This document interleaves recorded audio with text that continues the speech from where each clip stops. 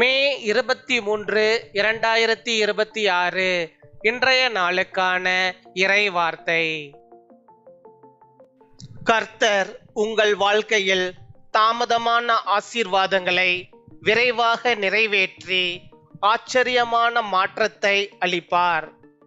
The Lord will quickly fulfill delayed blessings in your life and bring an unexpected transformation.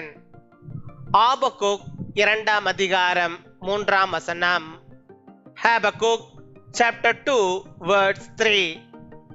குறித்த காலத்துக்கு தரிசனம் இன்னும் வைக்கப்பட்டிருக்கிறது, முடிவிலே அது விளங்கும்.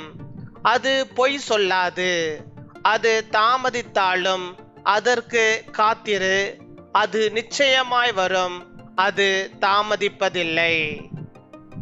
என் அன்பு சகோதர சகோதரிகளே, சில ஆசீர்வாதங்கள் தாமதமாகலாம், ஆனால் தேவன் ஒருபோதும் மறக்க மாட்டார்.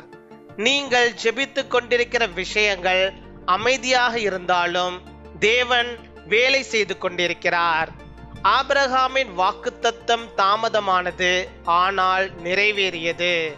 சாராவின் சிரிப்பு கண்ணீரிலிருந்து பிறந்தது.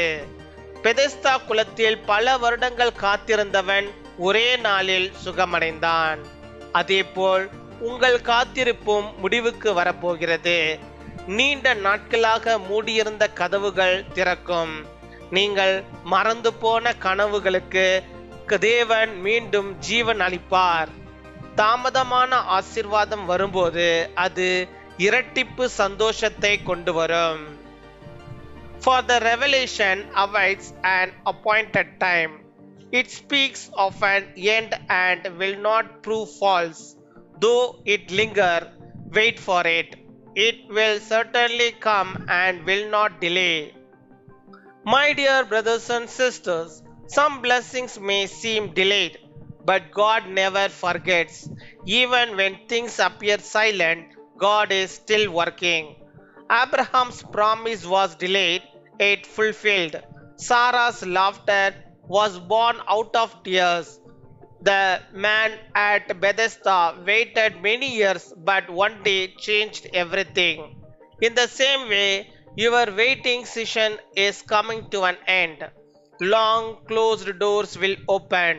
God will breathe life again into forgotten dreams. When delayed blessings arrive, they bring double joy.